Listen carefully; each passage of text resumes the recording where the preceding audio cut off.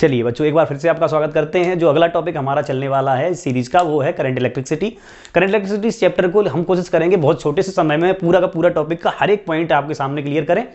Questions जो है वो आपको खुद प्रैक्टिस जितनी भी हो चुकी है वही रहेगी, ज़्यादा दिमाग शांत रखिए। बस केवल इसीलिए है ये सारे के सारे टॉपिक, ये वीडियो आपके लिए इसलिए बनाई जा रही है जिससे कि आप एक बहुत छोटे समय में पूरे के पूरे टॉपिकों को बहुत जल्दी से रिवाइज कर सकें। क्योंकि इस समय आपको बड़ा सा एनर्जी लॉस तुम्हारे अंदर भी हो चुका होता है, शरीर में एनर्जी डाउन हो चुकी होती है, पेपर की चिंताएं बढ़ गई होती हैं और आप एक जगह बैठ के धराशायी हो चुके होते हैं। इसीलिए आपके मोबाइल बड़ा सहायता दे सकता है आपको इस काम में, और उसको पकड़ के बैठें, प्रॉपर पूरे वीडियो को एक सांस में खत्म करें, क्योंकि मैं भी एक सांस में बनाने वाला हूं। ठीक है, चलिए तो स्टार्ट करते हैं आज का टॉपिक जिसका नाम है करंट इलेक्ट्रिसिटी।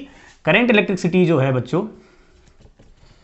इसमें पहली बात जो होने वाली है वो फ्लो ऑफ चार्ज के बारे में, यानी कि इलेक्ट्रिसिटी ये करंट क्या है। छोटा सा समय में बहुत ज़्यादा डिटेल में डिस्कशन नहीं कर रहे हैं, पॉइंट टू पॉइंट बात करेंगे। ठीक है, इलेक्ट्रिसिटी मतलब rate of flow of charge, क्योंकि चार्ज फ्लो होगा तो करंट फ्लो होगा, और करंट फ्लो यानी कि इलेक्ट्रिकल एनर्जी का फ्लो, और वही उसी को क्या कहते हैं, इलेक्ट्रिकल एनर्जी। चार्ज का फ्लो मतलब देखो, करंट मतलब किसी का तेजी से बहना।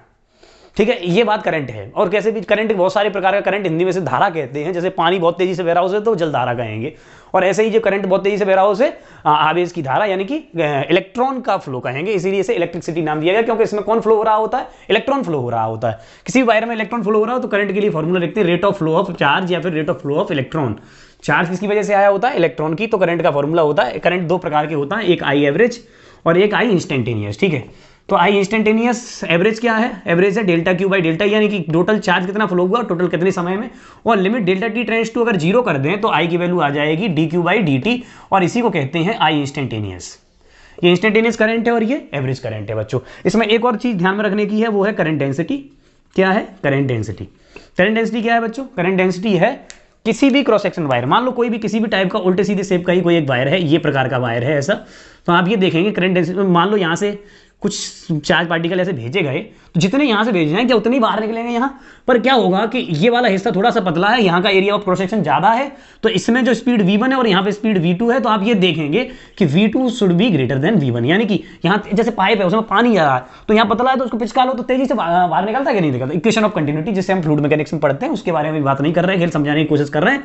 तो यहाँ पे चार्ज पार्टिकल जो निकल रहे होंगे वो तेजी से, क्योंकि ये जो भीतर वाला भाग है वो इनकम्प्रेसिबल है, यहाँ चार्ज स्टोर नहीं हो सकता, तो जितना यहाँ से भीतर घुसा उतना ही यहाँ से बाहर निकल गया। तो इसीलिए एक और नया टर्म डिसाइड करते हैं, जो भी वेक्टर क्वांटिटी होता है इसे करंट डेंसिटी कहते हैं, और ये होता है आई बाई ए।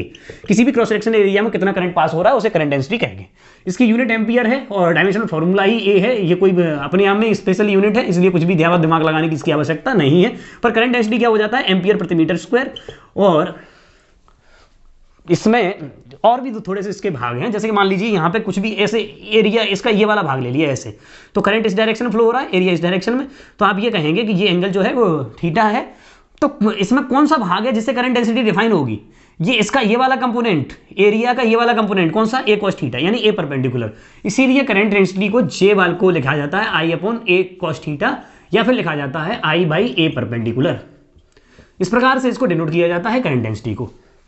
ठीक है, और करंट के बारे में और खास बातें क्या है कि करंट डायरेक्शन वाले रूल को तो फॉलो करता है। जैसे मान लो इधर से आ रहा है इधर जा रहा है, तो ये डायरेक्शन पर डिपेंड करती है। ऐसी क्वांटिटी है जो डायरेक्शन पर डिपेंड करती है लेकिन वेक्टर अलजेब्रा को फॉलो नहीं करती।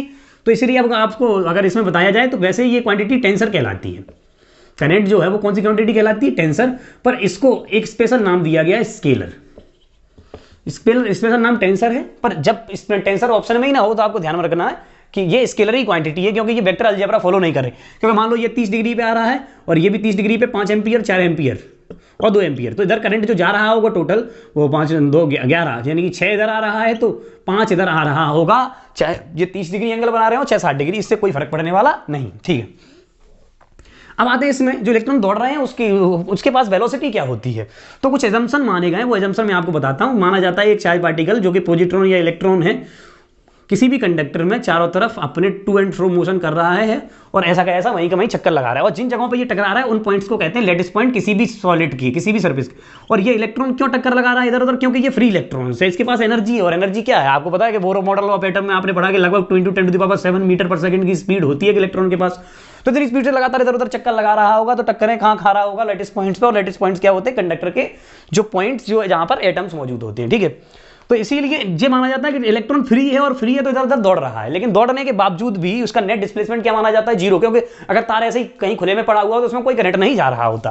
पर जैसे ही हम एक्सटर्नल फील्ड अप्लाई करते हैं, इसमें कोई हलचल पैदा होती है और ये टक्करें भले ही खा रहा हो, पर तो भी थोड़ा बहुत इसमें डिस्प्लेसमेंट आ जाता है। मान लो ये एल डिस्प्लेसमेंट इसमें आ गया, अगर इसमें एल डिस्प्लेसमेंट आ गया तो फिर इसमें ये कब आया, जब हमने इलेक्ट्रिक फील्ड ई लगा दिया।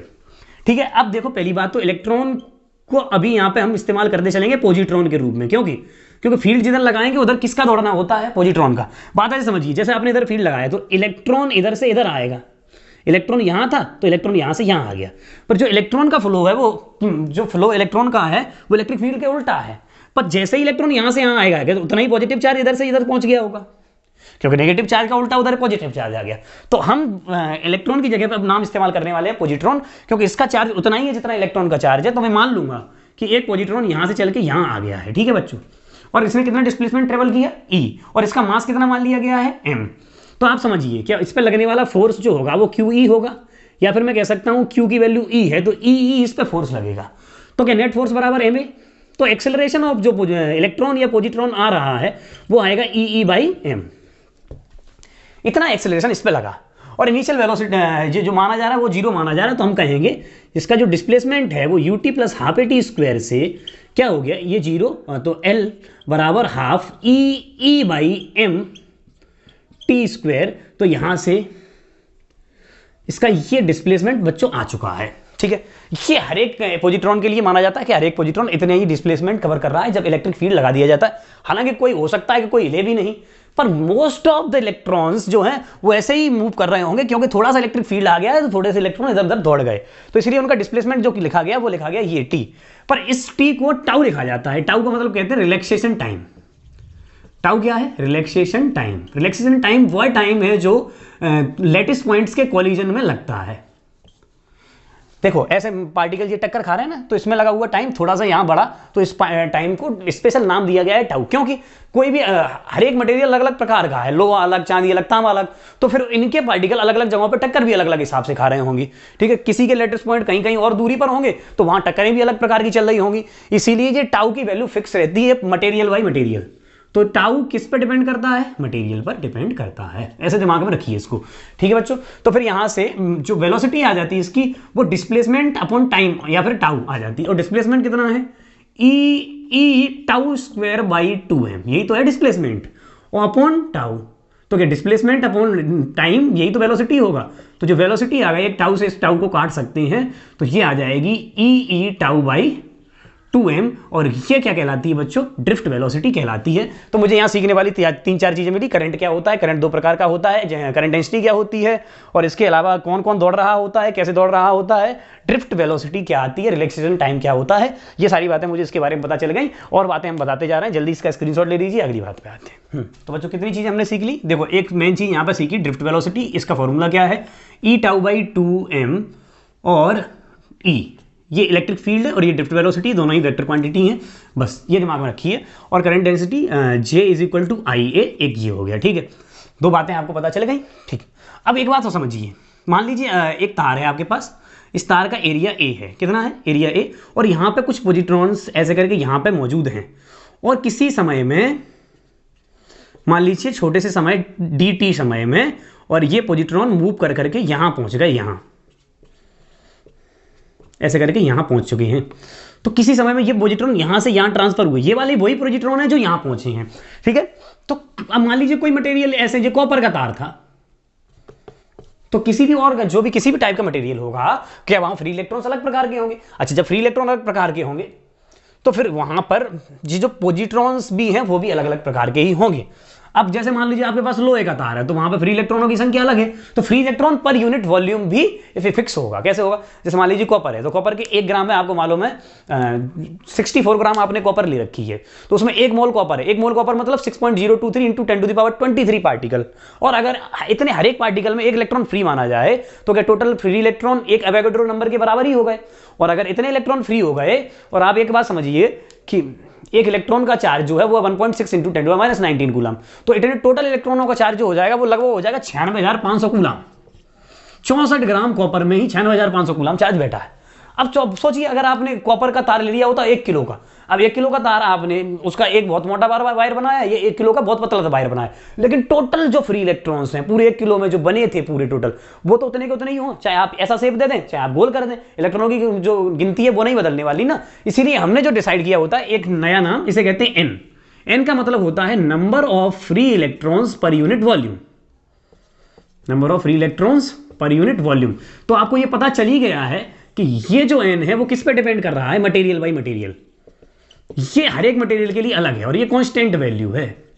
जैसे कॉपर में नंबर ऑफ फ्री इलेक्ट्रॉन्स की वैल्यू अलग होगी और आयरन में अलग होगी, सिल्वर में अलग होगी, ठीक है भाई साहब। इससे क्या पता चलता है, इससे total number of free electron पता चल सकते हैं। कैसे? अगर मैं इसमें वॉल्यूम का मल्टीप्लाई कर दूं, आपको ये क्या बता रहा है कि 1 यूनिट वॉल्यूम, मान लो 1 मीटर क्यूब में 1 करोड़ फ्री इलेक्ट्रॉन्स हैं, तो इससे आपको 50 मीटर क्यूब में भी पता चल जाएंगे 50 करोड़, या फिर एक छोटे से मिलीमीटर क्यूब में भी पता चल जाएंगे 1 करोड़ बट्टे 1000। ऐसे करके आपको ये नंबर ऑफ फ्री इलेक्ट्रॉन की वैल्यू जो कांस्टेंट दे रखी होती है किसी मटेरियल के लिए, एक बार निकाल लो, फिर उसकी जरूरत नहीं पड़ती हर बार, इसलिए सवालों में भी दी जाती है। फिर से क्या करेंगे, सिर्फ वॉल्यूम का मल्टीप्लाई करेंगे। इसे इलेक्ट्रॉन डेंसिटी नाम से भी और क्वेश्चन में दिया जाता है, इसे इलेक्ट्रॉन डेंसिटी और कहा जाता है, ठीक है बच्चों। तो ये हो गया इलेक्ट्रॉन डेंसिटी कह लीजिए, या फिर कह लीजिए इसमें नंबर ऑफ फ्री इलेक्ट्रॉन पर यूनिट वॉल्यूम। इससे अगर किसी वॉल्यूम को मल्टीप्लाई कर देंगे तो हमें total number of free electron मिल जाएंगे। अगर total number of free electron मिल गया तो टोटल चार्ज नहीं मिल जाएगा। हाँ कैसे? क्योंकि एक इलेक्ट्रॉन का चार्ज है ई, तो ई एन वी हो गया आपका टोटल चार्ज। जैसे इस तार में कि ये टोटल इलेक्ट्रॉन dt टाइम में चल के गए और कितनी वेलोसिटी से चल रहे थे, ड्रिफ्ट वेलोसिटी से।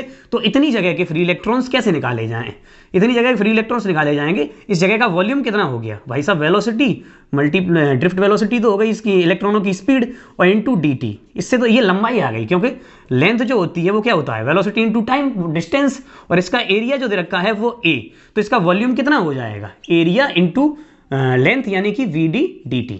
ये हो गया इसका वॉल्यूम। अगर इस वॉल्यूम को यहां रख दूं तो टोटल चार्ज नहीं मिल जाएगा। तो टोटल चार्ज कितना हो गया बच्चों, E A V D और dt, ठीक है। तो ये आप ऐसे समझिए, और इसमें एक चीज और चल रही है, छोटा वाला n। तो इस वॉल्यूम की जगह पे मैंने इस बड़े वाले n को रखा, तो ये आपको वैल्यू मिल गई। तो अगर मैं इसको ये मान लो छोटा सा चार्ज थोड़ी सी जगह का dq मान लूं, तो अगर आप एक समवाय समझिए तो dq अगर यहाँ dt ले आओ तो dq बाई dt की वैल्यू जो हो जाएगी वो क्या हो जाएगी, NEAVD हो जाएगी कि नहीं। और यही dq बाई dt क्या होता है, I। तो यानी किसी भी तार में जो आने वाला करंट है वो क्या है, NEAVD के बराबर। यहाँ पे VD है ड्रिफ्ट वेलोसिटी, और जो कि ये है E टाउ बाई 2m, और E charge on electron, A area of cross section, n number of free electron पर यूनिट वॉल्यूम। तो ये वैल्यू भी कांस्टेंट है, ये वैल्यू भी कांस्टेंट है, ये वैल्यू भी कांस्टेंट है। तो यानी कि इलेक्ट्रॉन किसके प्रोपोर्शनल होगा, ड्रिफ्ट वेलोसिटी के। और ड्रिफ्ट वेलोसिटी की वैल्यू क्या है, E टाउ बाई 2m है। देखते चलिए, बहुत जल्दी दिमाग में लगाते चलिए बातों को। तो ये हो जाएगा NEA, और VD की वैल्यू ये उठा के रख दो, E tau E by 2m, ठीक है। ऐसा कर लिया आपने। अब एक बात समझिए, इसमें ये सारे के सारे कांस्टेंट हैं कि नहीं। ये मटेरियल का एक एक्सटर्नल कांस्टेंट है, ये भीतर क्या क्या कहानी चल रही है वो वाले कांस्टेंट हैं। एरिया ऐसा समझ लीजिए ये बाहर वाला कांस्टेंट है, एरिया तो बाहर से मालूम पड़ेगा ना, और ये मटेरियल के भीतर होंगे फ्री इलेक्ट्रॉन्स, मास उसका वो भीतर की कहानी है, ठीक है। तो आप ऐसा इसको ऐसे लिखते हैं, I बराबर NE² टाउ बाई 2m और A इंटू E।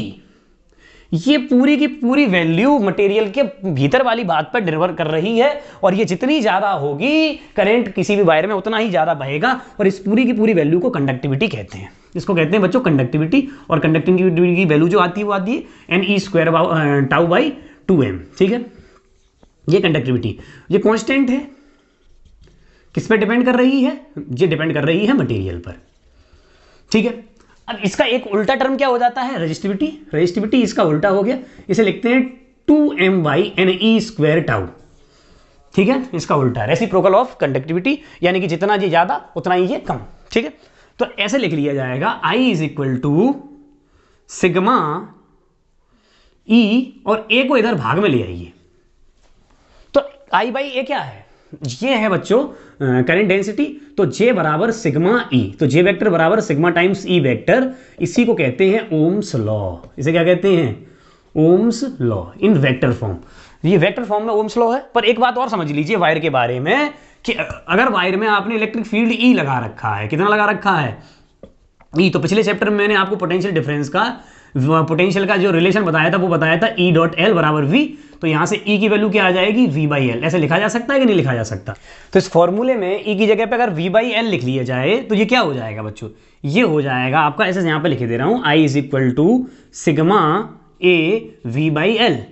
अब देखो सिग्मा ये अंदर वाला कांस्टेंट है और ये वोल्टेज और करंट ये अलग अलग वैल्यूज है, और देखिए ये बाहर वाला कांस्टेंट है, एरिया और लेंथ, ठीक है। तो आप देखिए अब इसको मैं ऐसे भी लिख सकता हूँ V/I को इधर ले जाओ, बाद बाकी चीज़ों को इधर ले आओ, तो ये क्या हो जाएगा V/I, और ये सब इधर आ जाएगा तो ये हो जाएगा L/A और 1/सिग्मा। गौर करो 1/सिग्मा जो है क्या है, ये देखो ये रेजिस्टिविटी, ये कंडक्टिविटी बराबर 1/रेजिस्टिविटी, यही तो बताया एक दूसरे का रेसिप्रोकल रिलेशन। तो मैं इसको क्या मान सकता हूं, रेजिस्टिविटी, तो V/I = रेजिस्टिविटी रो L/A। तो ये रो ले क्या हो गया, रेजिस्टेंस, तो फिर V = IR ऐसे भी लिख सकते हैं, और ये हो जाता है बच्चों Ohm's law in vector form. तो इस प्रकार से आपके ये सारे के सारे रिलेशन हैं, कैसे कैसे कहाँ यूज करने हैं। अभी यूज में डायरेक्ट इतना समय नहीं है कि मैं कहाँ कैसे कैसे यूज करा पाऊँ, ठीक है, कैसे कैसे आए हैं। तो इससे तुम्हें क्या पता चल जाएगा छोटे से समय में कि किस किस फॉर्मूले में किस किस जगह किस किस चीज़ का क्या यूज है। ये इसीलिए इतनी जल्दी जल्दी आपको बताया जा रहा है, जिससे आप जितने भी क्वेश्चन उठा के करने लगे हैं तो फॉर्मूला लगाते समय आपको पता होगा ये फॉर्मूला में किस बात का क्या महत्व है, तभी तो फॉर्मूला लगा पाएंगे, नहीं तो कुछ भी लगा नहीं पाएंगे। इसीलिए आप एक स्क्रीनशॉट लेके रखिए, तो यहाँ पे बहुत जानकारी आपके लिए जानने को होगा। ड्रिफ्ट वेलोसिटी क्या है, ओम्स लॉ का ये रिलेशन क्या है, वेक्टर फॉर्म में रिलेशन क्या है, स्केलर फॉर्म में रिलेशन क्या है, करंट डेंसिटी क्या होती है, कंडक्टिविटी क्या होती है, रेजिस्टिविटी क्या होती है, और ये रेजिस्टेंस का फॉर्मूला जो आता है वो क्या होता है। रेजिस्टेंस पे इसमें ज़्यादा डिटेल में अभी जा नहीं रहे, रेजिस्टेंस के ज़्यादा डिटेल में क्वेश्चन आ नहीं रहे, बस थोड़े बहुत जो आएंगे वो थोड़ी सी आपको बातें बताते हैं। चलिए तो अगली बात पे आते हैं। रेजिस्टेंस आपको पता चला गया, रेजिस्टेंस का फॉर्मूला है रो L/A, ठीक है। इसमें रो क्या है, रेजिस्टिविटी यानी मटेरियल का कांस्टेंट, ये तुम्हें क्वेश्चन में दिया होता है, लंबाई है और ये एरिया है, ठीक है। अब जैसे मान लीजिए आपके पास एक तार है और ये ऐसे सिलेंड्रिकल वायर है, तो आप बैटरी को ऐसे ही तो लगाएंगे बच्चों तार में, तो इसमें जो क्रॉस सेक्शन ये जो एरिया माना जाता है वो ये माना जाएगा, ठीक है। ऐसा नहीं होगा तार आप ऐसे लगाएं, अगर आपने ऐसे लगा रखा है तो फिर लेंथ ये मानी जाएगी डायमीटर, और एरिया ऑफ क्रॉस सेक्शन ये माना जाएगा जो ये 2πRL वाला है वो। पर ऐसे नहीं लगाओगे, आप ऐसे ही लगाओगे, तो इसलिए area of cross section wire का हमेशा कैसा लिया जाना होता है, जनरली सर्कुलर लिया जाना होता है। आपको रेडियस ऑफ क्रॉस सेक्शन दे रखी होती है, उससे एरिया ऑफ क्रॉस सेक्शन पे आइए, ठीक है। और ये लंबाई जो मानी जाएगी वो मानी जाएगी जिस लेंथ के अलोंग करंट दौड़ रहा है, वो मानी जाती है किसी भी वायर की लंबाई, ठीक। अच्छा ज़्यादा इस पे आते नहीं, एक आध क्वेश्चन आप अपने आप खुद ही ट्राई कर सकते हैं। पर एक बात और समझ लीजिए, जैसे मान लो कि इसकी ऐसे सवाल आते हैं कि इसकी लेंथ को उठा के बढ़ा के डबल कर दिया जाए, तो फिर क्या होगा, जब लेंथ को डबल करोगे तो एरिया जो है घट के आधा हो जाएगा, तो रेजिस्टेंस जो है वो 4 टाइम्स हो जाएगी, R' की वैल्यू 4 टाइम्स हो जाएगी। कब, जब लेंथ को क्या कर दिया जाए, डबल, ठीक है। अगर लेंथ को घटा करके उसको मोटा कर दिया जाए, एरिया को कर दिया जाए डबल, तो रेजिस्टेंस जो होगी वो पहले रेजिस्टेंस के 4 गुना कम हो जाएगी। अगर अब आपने ट्रिपल कर दिया, लंबाई को आपने क्या कर दिया ट्रिपल, तो रेजिस्टेंस जो है वो 9 टाइम्स हो जाएगा, और अगर 1/3 कर दिया तो रेजिस्टेंस जो है वो R/9 हो जाएगा, ठीक है। 9 टाइम्स हो जाएगा, ऐसे 9 लिख लीजिए, और या फिर R/9। तो ऐसे समझ जाइए, अगर आप n टाइम्स लेंथ को बढ़ाते या घटाते हैं तो जो रेजिस्टेंस होता है वो n² टाइम्स हो जाता है ओरिजिनल के, ठीक है। ऐसे ही n² टाइम बढ़ जाएगा या n² टाइम्स घट जाएगा, ठीक है। ऐसे रेजिस्टेंस के बारे में बात समझी जा सकती है। पर हम क्या चाहेंगे, किसी भी मटेरियल का रेजिस्टेंस जो है वो कम से कम हो। कम से कम होने के लिए क्या खासियत होनी चाहिए कि देखो रेजिस्टेंस जो है वो एक बात पे और डिपेंड करता है, टेम्परेचर पर, और टेम्परेचर पर डिपेंडेंस का फॉर्मूला जो आता है वो आता है 1 + alpha delta T. Delta T क्या है, टेम्परेचर डिफरेंस है, ये टेम्परेचर डिफरेंस होता है बच्चों।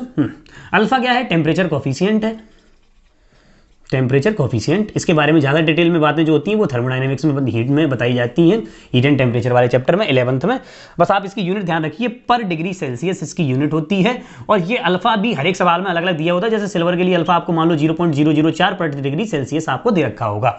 ये आपको बता रहा है प्रति डिग्री सेल्सियस कितना चेंज आ सकता है किसी भी रेजिस्टेंस में, या फिर किसी भी की वायर के एरिया में या वॉल्यूम में, इन सब में ये चेंज आ सकता है। ये आपको बताता है कौन, अल्फा, ठीक है। इसके ग्राफ्स हैं, 3 प्रकार के ग्राफ्स एनसीईआरटी में दे रखे हैं, एक सेमीकंडक्टर का, एक एलओएस का, एक कंडक्टर का, एक इंसुलेटर का, और एक बार उनका स्क्रीनशॉट यहाँ पे आपको मिल जाएगा डिस्क्रिप्शन में, आप उसके ग्राफ को ध्यान में रख लें अपने आप। जैसे मान लीजिए सुपर कंडक्टर की कंडक्टिविटी का ये ग्राफ आएगा, एकदम से इसमें ग्राफ में थोड़ा सा इंक्रीज आएगा, और नॉर्मल कंडक्टर का ये आएगा, ठीक है, ऐसे आप दिमाग में रखिए इन ग्राफ्स को। हो सकता है ग्राफ्स आपसे पूछ लिए जाए कौन सा कंडक्टर का, कौन सा इंसुलेटर का, कौन सा सेमीकंडक्टर का। टेम्परेचर बढ़ने पर रेजिस्टेंस घटता है, सेमीकंडक्टर में ऐसा होता है। तो इसमें आप ऐसे देख सकते हैं, इसमें कुछ रीजन दे रखे होंगे, आपसे पूछा जा सकता है एक रीजन में रेजिस्टेंस बढ़ रहा है, रेजिस्टेंस और टेम्परेचर के बीच में, ठीक है, एक रीजन में रेजिस्टेंस बढ़ा है, एक रीजन में रेजिस्टेंस घट रहा है, तो आप समझ जाइए ये रीजन कंडक्टर का और रेजिस्टेंस सेमीकंडक्टर का। सेमीकंडक्टर में टेम्परेचर बढ़ाने के साथ रेजिस्टेंस घट जाता है। क्यों हो जाता है ऐसा, इस बारे में बाद में बात करेंगे, अभी कोई बात हम इसमें कर नहीं रहे।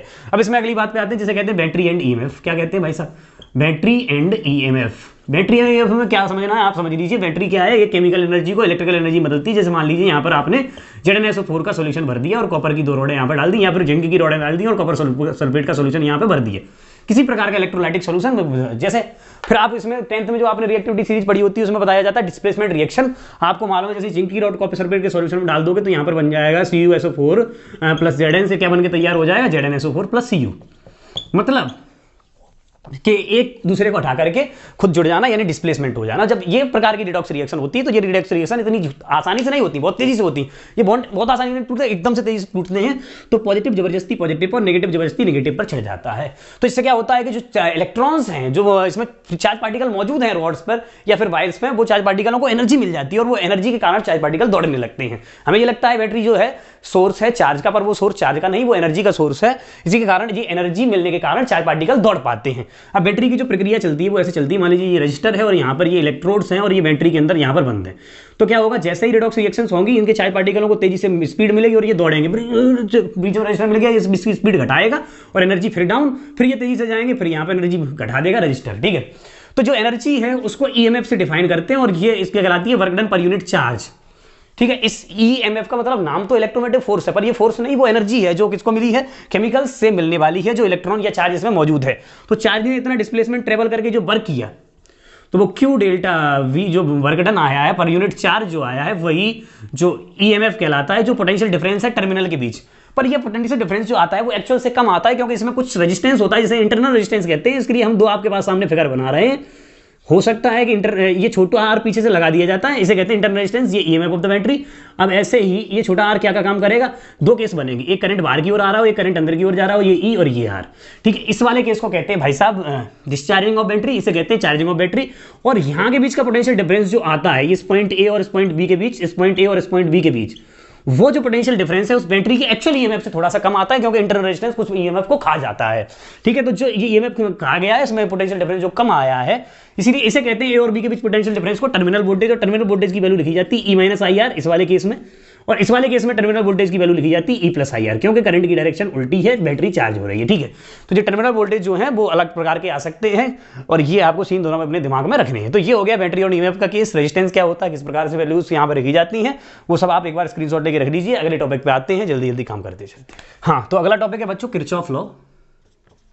किरचॉफ के दो प्रकार के लॉ हैं बच्चों।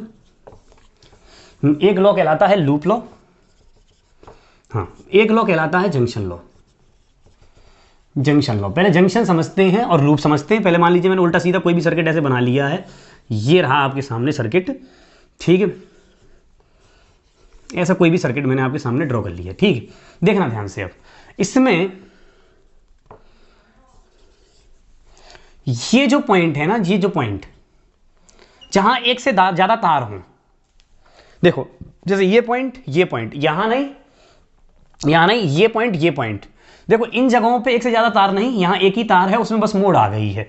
पर इस जगह पे एक से ज्यादा तार है, तो पहला पॉइंट ये, दूसरा पॉइंट ये, तीसरा पॉइंट ये, चौथा पॉइंट ये, यहां पे एक तार था उसमें एक ज्यादा आ गया, और पांचवा पॉइंट ये। तो ये 5 जगह जंक्शन कहलाएंगी।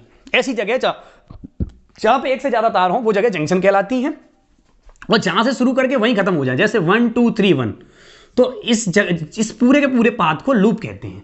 जब आपका इनिशियल और फाइनल डिस्प्लेसमेंट 0 हो जाए, जहां पे थे वहीं का वहीं आ जाओ, उसे कहेंगे लूप।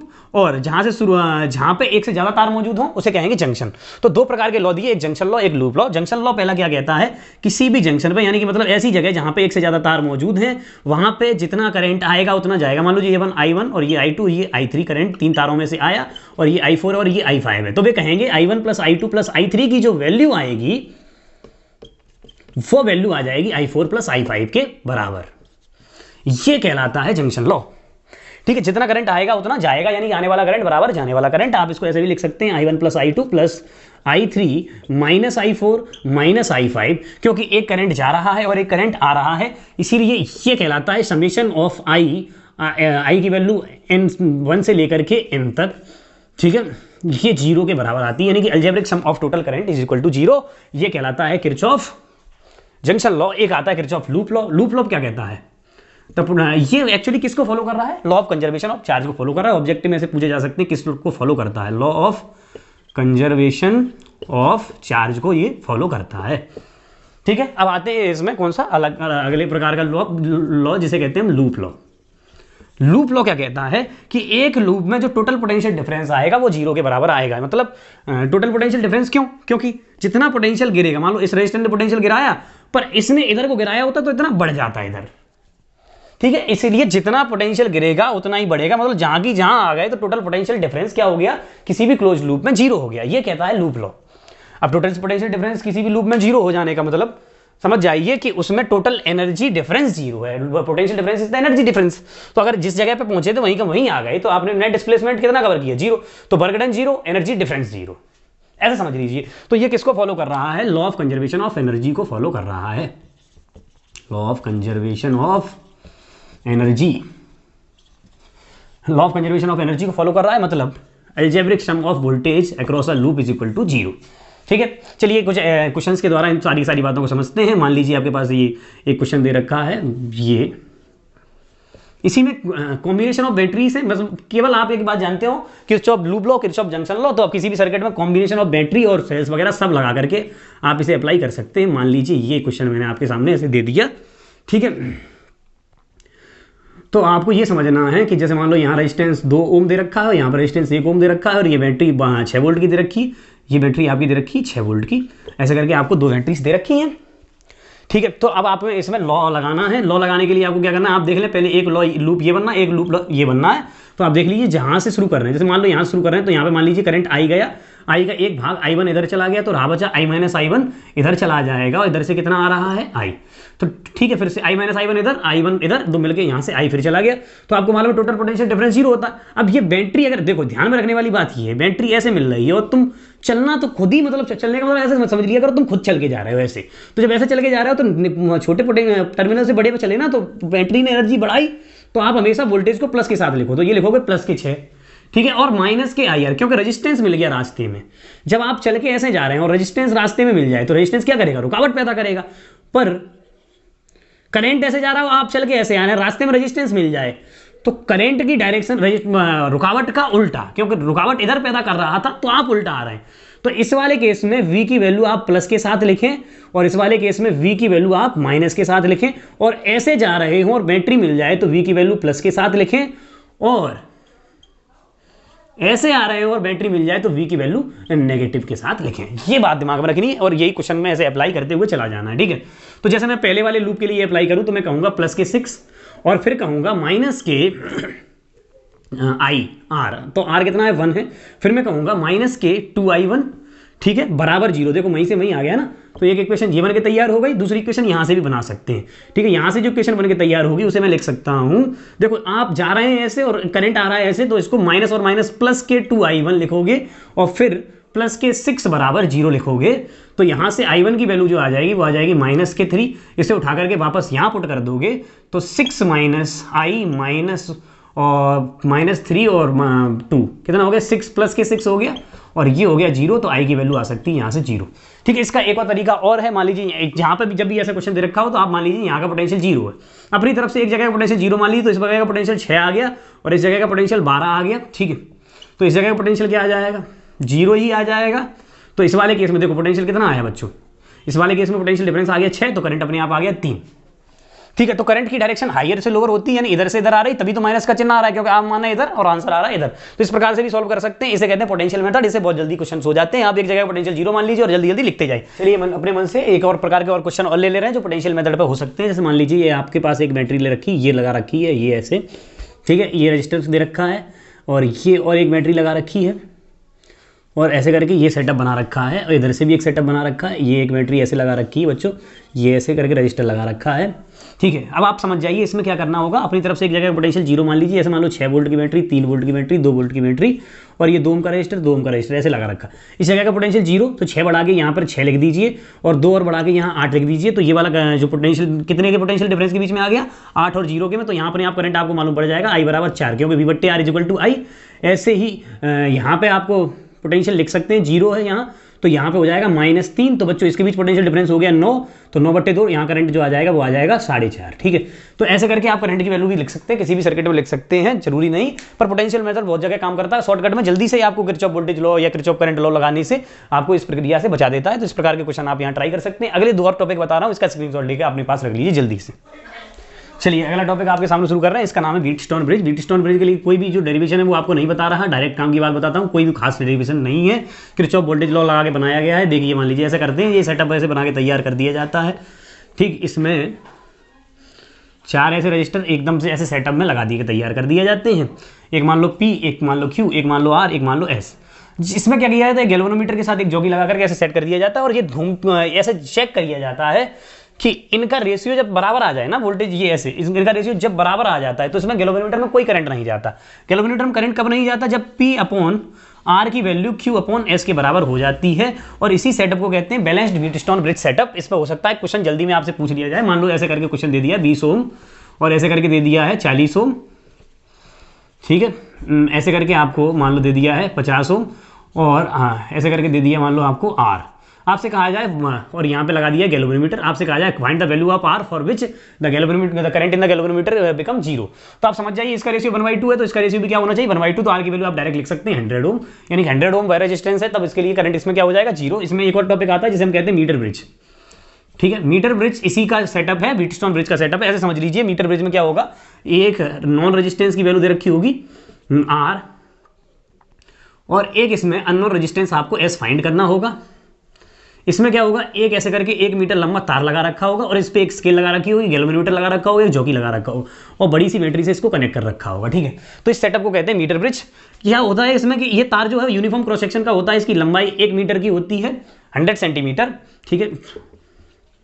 और इसी के साथ इसका यूनिफॉर्म क्रॉस सेक्शन है, तो एरिया फिक्स है और रेजिस्टेंस फिक्स है। इससे क्या होगा कि जैसे ही गैल्वेनोमीटर को इधर उधर फ्लक्चुएट कराते हैं, तो इसमें किसी भी जगह पे एक नल पॉइंट मिल जाता है। तब मिलता है जब इधर वाला रेजिस्टेंस का रेशियो, इधर वाला रेजिस्टेंस का रेशियो सेम हो जाता है। मान लो वो x डिस्टेंस में मिला, कितने पे मिला, x पर डिस्टेंस पर, तो हम कहेंगे इधर वाली वो डिस्टेंस हो जाएगी वो 100 - x हो जाएगी। तो इधर का रेजिस्टेंस जो आ जाएगा वो आ जाएगा ρx/a, और इधर का रेजिस्टेंस जो आ जाएगा वो आ जाएगा ρ 100 - x/a। हाँ, हालांकि ये बता जो x या फिर 100 - x ये सेंटीमीटर में, लेकिन रेशियो है तो वो कट जाएगा अपने आप, ठीक है। तो अब क्या कहेंगे हम, ये R अपॉन ρx/a और is equal to S upon ρ 100 - x/a। इससे क्या होता है, इस a की वैल्यू फाइंड हो जाती है, रो से रो कट गया। तो देखिए S की वैल्यू जो आ जाएगी, अननोन रेजिस्टेंस की वैल्यू वो कितनी आ जाएगी बच्चों, जी आ जाएगी R times 100 - x divided by x, where x is what the distance of null point. मतलब कितनी दूरी पर नल पॉइंट मिल रहा है, वो स्केल दे रखी होती है, उसी से अपने आप पहचान लेते हैं। खैर वो पहचानने को नहीं आ रहा, प्रैक्टिकल नहीं करवा रहे हैं, आपसे क्वेश्चन पूछे जाते हैं। क्या पूछे जाते हैं, अब क्या होगा, वो क्वेश्चन 2 प्रकार से पूछ देगा। ऐसा कहेगा कि एक बार नल पॉइंट मिल रहा है आपको 20 सेंटीमीटर पर, लेकिन जब आपने इसके साथ पैरेलल में एक और रेजिस्टेंस 10 ओम का कनेक्ट कर दिया, तो नल पॉइंट मिलने लगा 30 ओम पर, 30 सेंटीमीटर पर। बताइए R और S की वैल्यू क्या होगी। तो एक इक्वेशन जब आप तब ऐसे बनाएंगे, R बाई ये एक इक्वेशन ऐसे सीधी सीधी बना लेंगे, और एक इक्वेशन तब बना लेंगे जब S में एक और 10 ओम का रेजिस्टेंस जोड़ दिया, तब जो आप कह देंगे 1/s प्लस 1/s प्लस 1/10, और इसको पैरेलल में जोड़ के जो इक्विवेलेंट रेजिस्टेंस निकाला 10s divided by s plus 10, और उसकी वैल्यू आप लिख सकते हैं रो 100 - x2 डिवाइडेड बाई x2, और एक इक्वेशन तो ये है x1 - x1। तो 2 इक्वेशन से 2 वैल्यू सॉल्व कर लेंगे। कभी कभी ऐसा कह दिया जाएगा पैरेलल में जोड़ दिया, कभी कभी कैसा कह दिया सीरीज में जोड़ दिया, कभी कह दिया इसके साथ पैरेलल में, इसमें साथ सीरीज में। तो इक्वेशन यही 2 ही बनेगी, और इनसे ढेर सारे क्वेश्चन आपसे बनाए जा सकते हैं और पूछे जा सकते हैं। ये हो गया आपका मीटर ब्रिज टॉपिक, ये हो गया व्हीटस्टोन ब्रिज। इसके साथ एक लास्ट टॉपिक इसमें और रह गया जिसे कहते हैं पोटेंशियोमीटर। इनका स्क्रीनशॉट ले लीजिए, लास्ट बात उसी को करते हैं। तो इस प्रकार के सेटअप को बच्चों मीटर पोटेंशियोमीटर कहते हैं। सॉरी, पोटेंशियोमीटर का काम क्या होता है, पोटेंशियोमीटर जो जो है वो वोल्टेज मापता है। इसमें बहुत लंबा तार जो मैंने लपेट के ऐसे रख दिया है और ई ऐसे छाप दी, क्योंकि इससे पता चलता रहा है ये ईएमएफ यानी कि वोल्टेज मेजर करता है। तो ये बैटरी जो है पोटेंशियोमीटर में ये बैटरी लगी होती है, इसे कहते हैं हाई टेंसाइल बैटरी। बहुत बड़ी सी थोड़ी सी बैटरी होती है। उस बैटरी के साथ एक 4 से 10 मीटर लंबा खूब लंबा तार इसमें जोड़ दिया जाता है, जिससे क्या फायदा होती है बच्चों? इससे फायदा होती है एक नाम की, जिसे कहते हैं पोटेंशियल ग्रेडियंट। पोटेंशियल ग्रेडियंट, पहले इस कंसेप्ट को समझिए, पोटेंशियल ग्रेडियंट क्या चीज है। पोटेंशियल ग्रेडियंट, जैसे मान लीजिए आपके पास एक तार है 4 मीटर लंबा, कितना तार है 4 मीटर लंबा, और 4 मीटर लंबे तार आपने बैटरी लगा दी है 100 वोल्ट की, कितने की 100 वोल्ट, और इसने यहां से लेके यहां तक 100 to 0 पोटेंशियल डिफरेंस बना दी। 0 पोटेंशियल यहां पे था, ऐसा समझ लीजिए। तो इसने पोटेंशियल डिफरेंस 100 का मेंटेन करा। और सोचिए इसका अगर रेजिस्टेंस आपका होता 4 ओम ही होता है, ऐसा समझ लीजिए, ठीक है। हालांकि रेजिस्टेंस खूब बड़ा है, समझाने के लिए बता रहा हूं। तो आप ऐसा समझ लीजिए कि इसका 1 मीटर लंबे तार का रेजिस्टेंस 1 ओम होता है कि नहीं होता? तो 1 ओम में पोटेंशियल डिफरेंस कितना आता? 125, और दूसरे में भी 25, तीसरे में 25, चौथे में 25, इसीलिए तो चारों में मिला करके 25 होगा।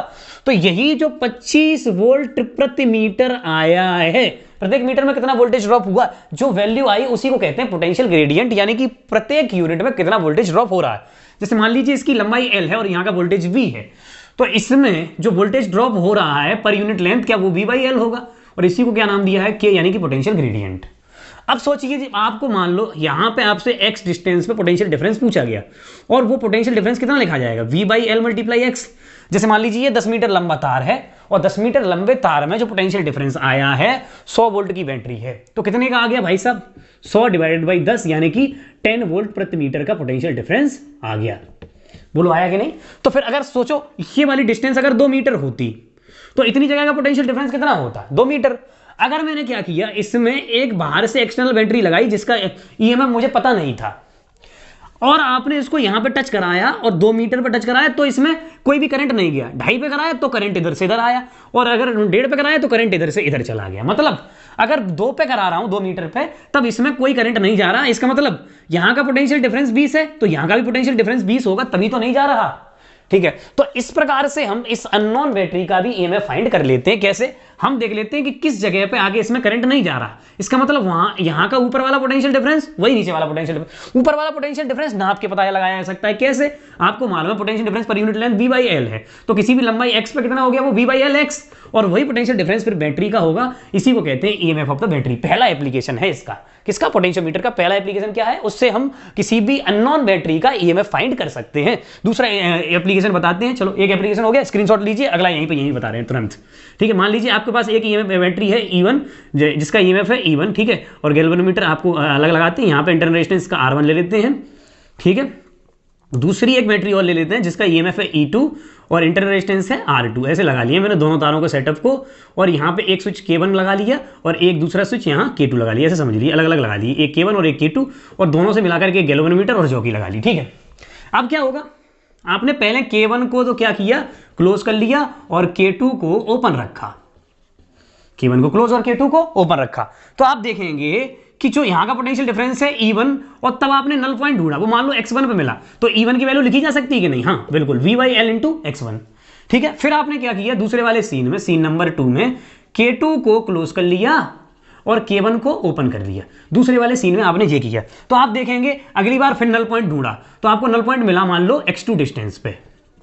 x2 डिस्टेंस पे मिला, तो आप E2 की वैल्यू क्या लिखेंगे? V/L × x2, ठीक है। अगर दोनों को मैं भाग दे दूं तो E1/E2 की जो वैल्यू आ जाएगी, यानी कि कंपैरिजन जो आ जाएगा दोनों ईएमएफ का, वो x1/x2 के बराबर आ जाएगा। यानी पहली बार नल पॉइंट कहां मिल रहा है, दूसरी वाली नल पॉइंट कहां मिल रहा है। जैसे मान लीजिए पहली बार नल पॉइंट मिल रहा है 1 मीटर पर, दूसरी वाले पर नल पॉइंट मिल रहा है 2 मीटर पर, तो आप समझ जाइए कि इनके वोल्टेज के रेशियो भी 1/2 ही है, क्योंकि इनके नल पॉइंट की रेशियो कितनी है? 1/2।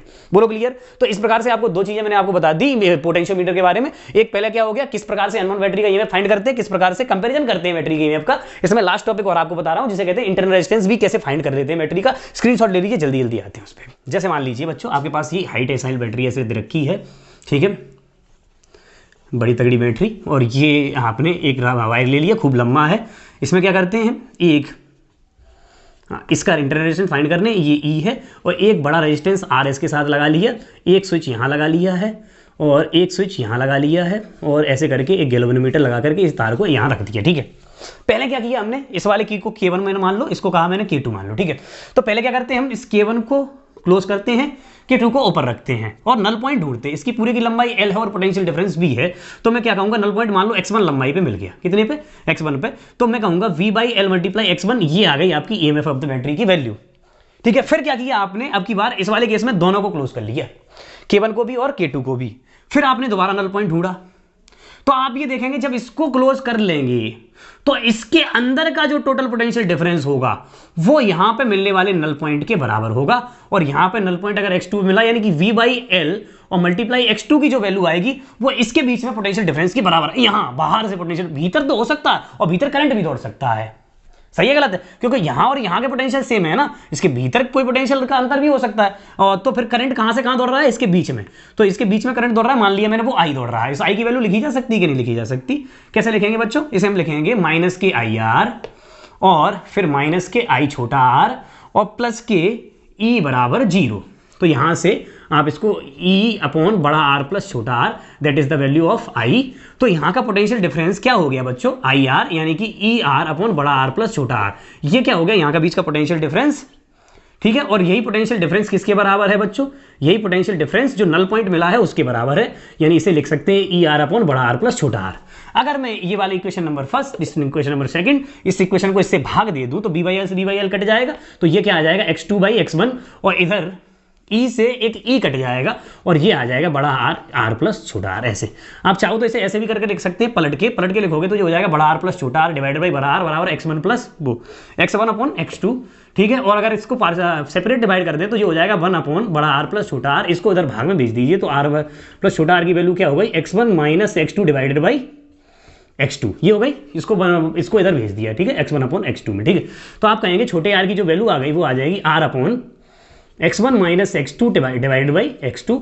ये इस तरीके से हम internal resistance of the battery find कर सकते हैं। तो तीन केस होगा पोटेंशियोमीटर में, पहला कि किस प्रकार से अननोन बैटरी का ईएमएफ फाइंड करते हैं, दूसरा कैसे कंपैरिजन करते हैं और तीसरा कैसे इंटरनल रेजिस्टेंस बैटरी का जो बैटरी है उसका इंटरनल रेजिस्टेंस कैसे फाइंड किया जा सकता है। तो इसमें जो टोटल टॉपिक्स मैंने आपको बताए, पहले बताया करंट कैसे निकाला जा सकता है, करंट क्या होता है, करंट डेंसिटी क्या होती है, करंट डेंसिटी के बाद करंट ड्रिफ्ट वेलोसिटी का फॉर्मूला I बराबर m, फिर करंट का एक और फॉर्मूला बताया I बराबर NEVD और VD का फॉर्मूला बताया NE square tau by 2m। इसमें रेजिस्टिविटी आती है, कंडक्टिविटी आती है, ओम्स लॉ की वेक्टर फॉर्म, स्केलर फॉर्म। उसके बाद इसमें आपको बताया battery and EMF, comparison of the batteries and EMF के बारे में यहाँ पे बात हुई है लास्ट।